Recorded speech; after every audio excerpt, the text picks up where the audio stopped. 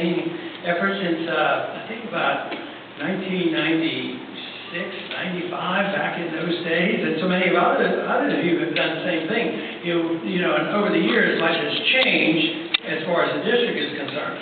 But before I get into my comments, I want to introduce somebody else who's been very much involved too, not only in the campaign, but in my life and in our family. My wife, Carol, sitting over here.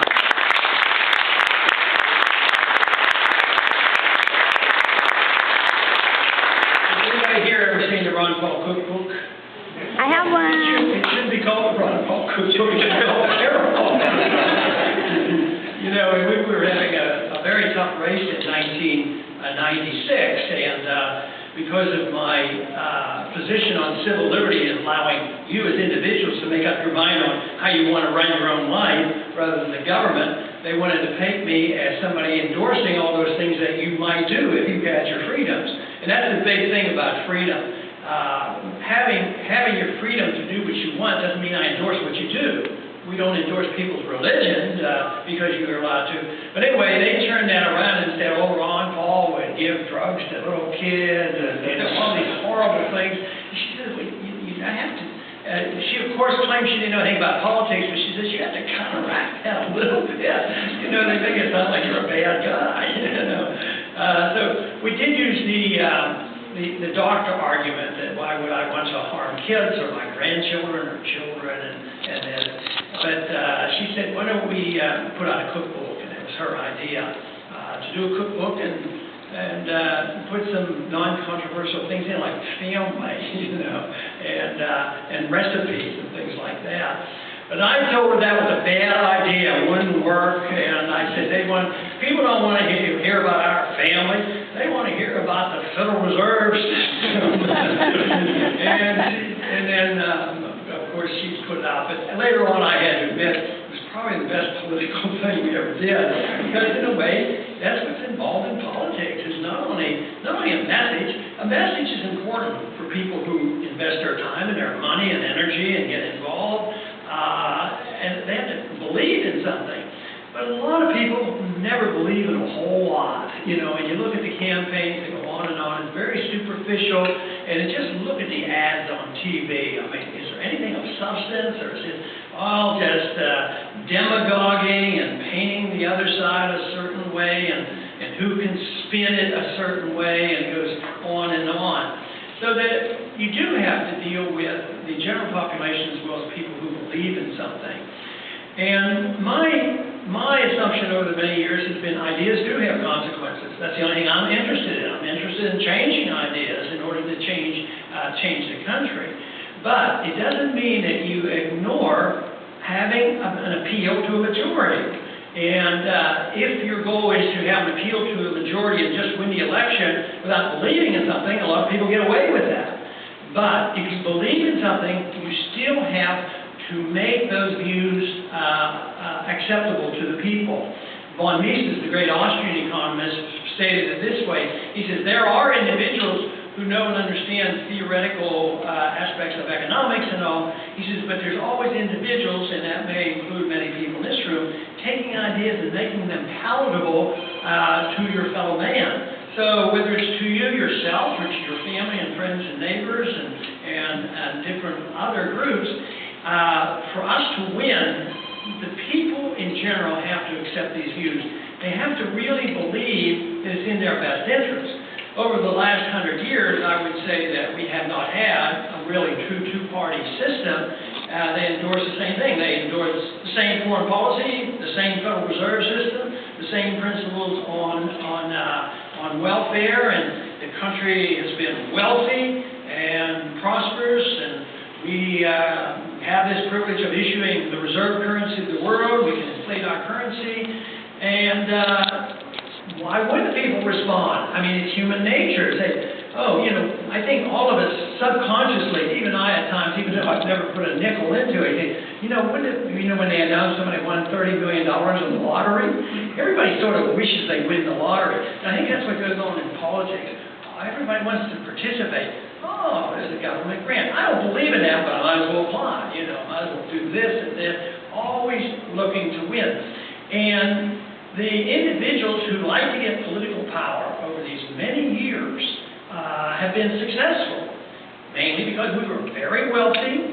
We had a fair amount of free enterprise, and we still have some of that left. There's still people who trust our money. But one thing is we're at the end of the line when it comes to debt. And when the markets recognize this, we won't be able to print the money like we will. This is why I get so annoyed with the so-called debates that are going on now, is they're not talking about anything important. I mean, absolutely nothing. Because how often have you heard in the last couple of weeks or couple of months of the campaign about the seriousness of the debt, and a debt crisis, and a dollar crisis, a financial crisis? And they just say, well, yeah, we had a bit of a problem in '08, but the government rescued us, they printed more money, ran up the debt, and everything seems to be okay. And yes, a few people had to suffer, but we saved the banks, and we saved the big corporations, we saved the foreign banks and the foreign central banks. Now we're in the process of saving the holders of Greek debt, which happens to be some of our own banks too. And they figure that if we can just get by. The question I get asked a lot lately on the financial statements, and I think I was asked yesterday on CNBC, is, what about the fiscal cliff? What's going to happen? This is a crucial time, and Wall Street's worried, and on January 1st, taxes are going to go up, and they'll be cutting some spending, and this is the fiscal cliff, and everything's going to get much worse. I said, but really, don't think of it as one day, because if they're capable, they're just going to delay it. They remember last summer when they had to raise the national debt crisis, and they agreed to sequestering funds. Well, that's part of the problems we face. They just delay it and push it aside. So at the end of the year, they're waiting for the election, and all of a sudden they're going to come back and decide and have an answer. But they won't admit that there's a debt crisis, and they won't admit that you have to quit spending. If you or I get into a debt crisis, we have to quit spending. And they will not contemplate this. And all the talk you hear about cutting spending, it's not one nickel, one penny isn't being cut. Because right now, the conservatives are screaming and hollering that if sequestering goes through, we're going to cut, $100 billion from national defense over 20 years of automatic increases. Right. And now, the conservatives are proposing that we increase the military spending over the next 10 years of $2 trillion. And so that means that they don't understand, or they're willing to just delay it. I think it's politics. I think it's pressure. I think they don't understand. If the members of Congress and the people I know, if they understood, they would not be doing what they're doing now. They cannot believe that it is half as serious as I think it is, or they would do something about it. But politically, they do not believe that people would accept it. And there's some truth to that, if they don't cut something. But when there's a proposal to cut, somebody might propose health care for children. Well, are they going to be able to balance the budget on that when they don't address the subject of these endless wars going on? In a foreign policy that says we have to be the policemen of the world, and we never back off. We have this moral obligation to police the world. Well, we might have a moral obligation to our people to protect liberty in this country and protect the value of our dollar. That's what the moral obligation ought to be. So, the way I see this evolving is that the politicians aren't going to do what they should do, and the people are not going to demand it because they don't quite understand it, and that Washington will make things much worse, in the meantime. But in spite of it all, guess what? I'm very optimistic about what's happening compared to what it was like. I'm writing a little statement that I will give on the House floor before I leave Congress, and I compare a little bit about the attitudes of 1976 as the very first time. I had the 22nd District. I didn't have Victoria back then, but the 22nd District and what the attitudes were like. And of course, I said I went to Washington to cut spending and cut deficits and do all these things. I said, it really hasn't happened. But here we are in 2012, and Washington is worse. So if you want to give me a D- for not having done anything in Washington, I guess you can. But where I think the change has occurred, and hopefully I've contributed to this, is the country is changing. Yes. Attitudes are changing. Young people are changing, and they're interested. They know what kind of a ripoff this is. So the country has changed, and that is what has to happen first. And it's happening dramatically. The freedom movement and the liberty movement has been around for a long time. It really started with our original revolution, and actually, right after the revolution, it was slowly downhill for a long time, but it accelerated downhill in the 20th century.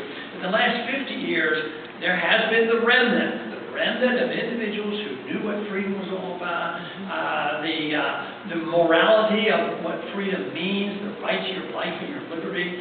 That has been growing. A better understanding of economic policy has been growing. So I just think that there's been tremendous seeds planted.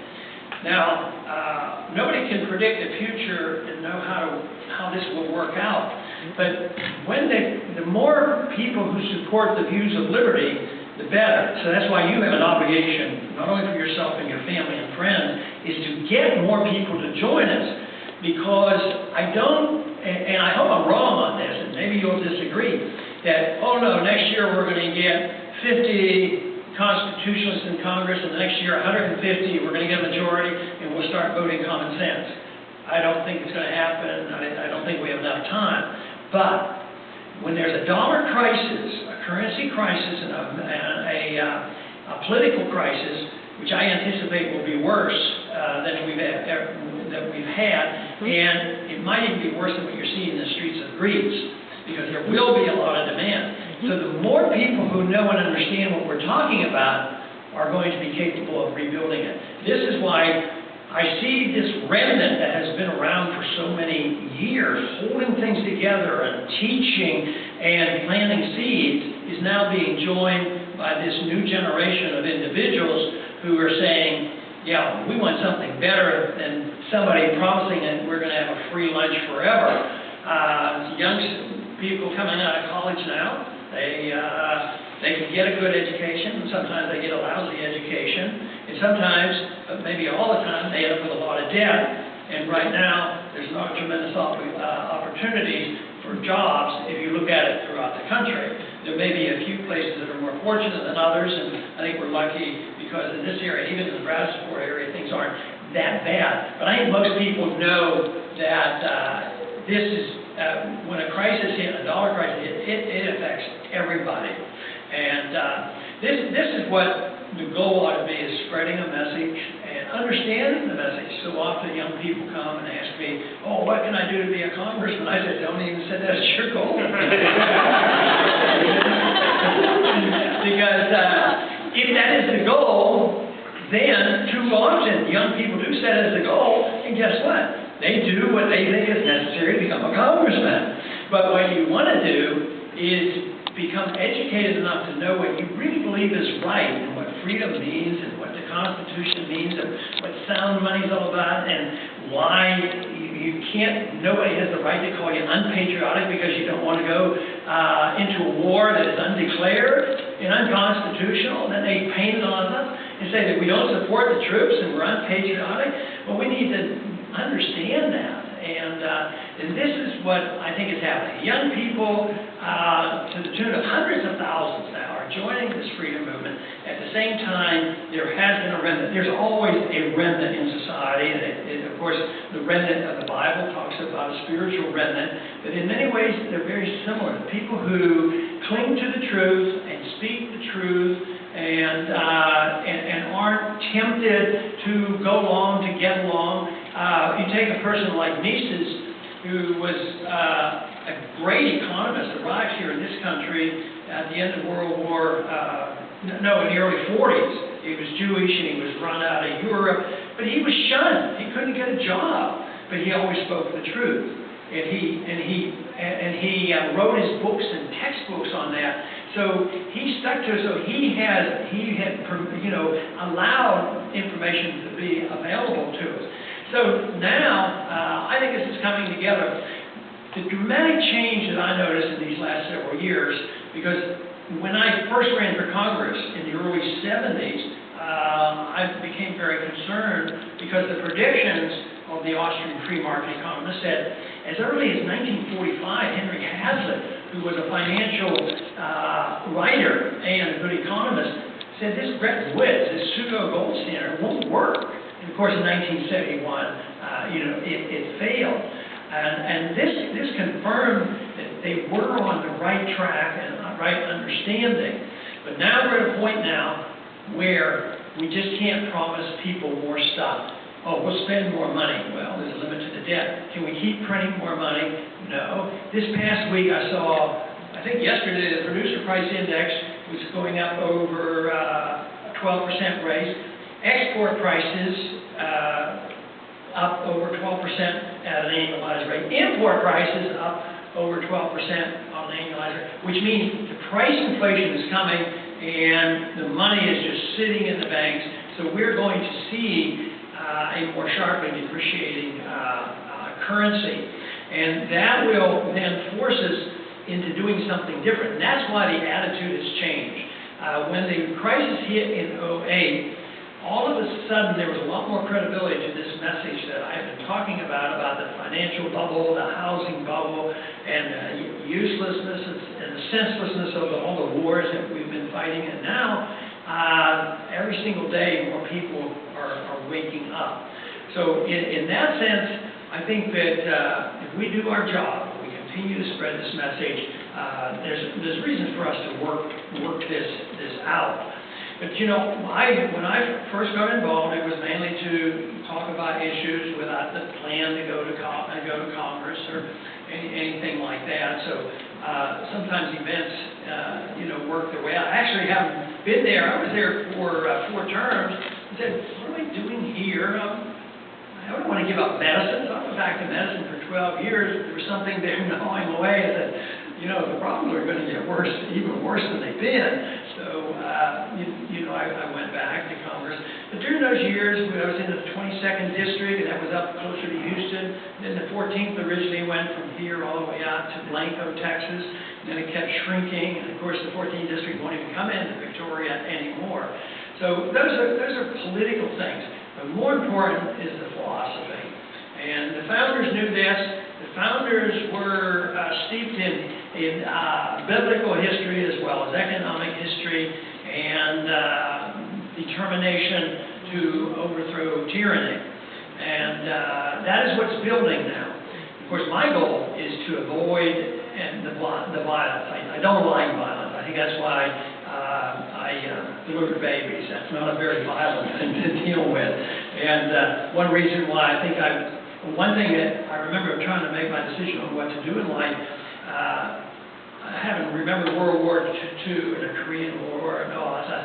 Well, the last thing I want to do is be drafted and sent in with a gun to start shooting people.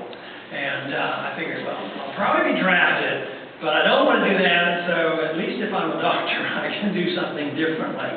And it turned out, and then when I was in college in '56, I worried very much about it, because we had just had the World War II and then the Korean War, but in '56 is when the Suez Canal crisis came up, and the British and the French were fighting over whether they could cling to the canal or whether Egypt would take it. So they got started, and of course they called Eisenhower, come rescue us, and there's going to be a war, they're going to draft me, I want to be able to finish college. And I wasn't into politics then. And Eisenhower says, no way, I'm not going to do it. And that was over the next day, and of course the ownership changed. The whole thing is I was glad I wasn't drafted. That was 56, but 4 years later, by the time I got through medical school, they drafted me anyway. But by that time, I was a physician and became a placement. And that is how Carol and I ended up coming to Texas. I was I was in the U.S. Air Force at Kelly for a couple of years, and we came back to Texas to live. So these type of events you don't have control of, but what we do have control of are our own lives, and that's what liberty is all about. Control our lives, our life and our liberty, and responsibility. And that's what freedom is. It isn't to depend on the government. The government has a responsibility to sort out violence and to prohibit and punish violence, but it is not morally right for us to grant to the government the right to use force and power to run the world. To defend our country is different than running the world. And they should not be given the power to tell you what to do with your money, and they don't own your life or your income. At the same time, the government cannot use force to dictate your social policies. And that's where sometimes it's a stumbling block, because it is true, like I started off with, sometimes people do things that you don't like, but if it's hurting themselves, governments can't protect us from ourselves. We can't do it in a spiritual thing. They don't even attempt to do it intellectually, on regulating. Of course, these days sometimes they think they'd like to regulate what we read and all. But really, we allow people to have their spiritual life and their intellectual life, but we don't usually say they can have the right to their own body. So what do we have? We have 75 years ago, they started, through taxation, said that it would be a federal crime for people to use marijuana. And whether marijuana is good or bad is a different subject. But up until 1938, people could do what they wanted in states. If they wanted to regulate it, they could. Now, the federal government has all these rules about it. States say, well, if you're, they even limit it. If you're sick and you get a prescription, you can use your own marijuana, and people get relief for chemotherapy and from AIDS and all these other things. So the federal government comes in and arrests cancer patients because they're using medicinal marijuana, and constitutionally they have no business doing it. Medically, it's a different thing, but on freedom, you get to make your own choices, but the whole thing is, if you make your own choice on your personal lifestyle or habit, and you mess up, you have no right to go to your neighbor through your congressman and say, well, I messed up my whole life, so I want to be taken care of. Now I'm sick, so the government has to go and give me free medical care, and my neighbor has to pay for it. So freedom is something we were offered, and we were tested. We had the greatest amount of freedom and the greatest amount of prosperity of any country in the world. And it's been a good many years since it's been slipping and sliding away. And every time there's a war and every time there's a bad recession, we have less and less freedoms. So, and then the more powerful get control. There have been the people who suffered from this recession that we're in now has been the middle class. But did Goldman Sachs suffer or the big banks suffer? They don't suffer. It's people who get the control and the power and money. So, but the country is poorer, so there's more clawing away at who gets to pick up the pieces. But the time is coming. It's coming rapidly. And I don't think the answers I'm looking for will not be resolved in the current election. It's not going to happen. Because I've worked with the Republicans and the Democrats in Washington for a long time, and there is no determination to do something about it. There's no willingness to admit the truth. If you want treatment for a drug addiction, no matter how hard your friends and your neighbors and your doctors try, if you don't say, well, I'm ready, I'm ready for help, it doesn't work. And right now, there's no admission in Washington that we have to admit these problems. And they're always hoping that a little more spending, a little more debt, a little more printing money. Not only do they do that as a practical thing, they do it as a theoretical thing. This is what Keynesianism teaches, that this is good economic policy, and so many of us have been taught this in school for decades. It's what I was taught, and that's why I was so delighted to discover the Austrian School of Economics, because I think a lot of us have these natural instincts that you should live within your means and that maybe money ought to have real value. It's common sense. So it was wonderful for me to discover individuals I had a lot of respect for that had good answers. So the answers are out there. They're more available today than ever before, and we will you know, see something probably pretty major happening, I imagine it's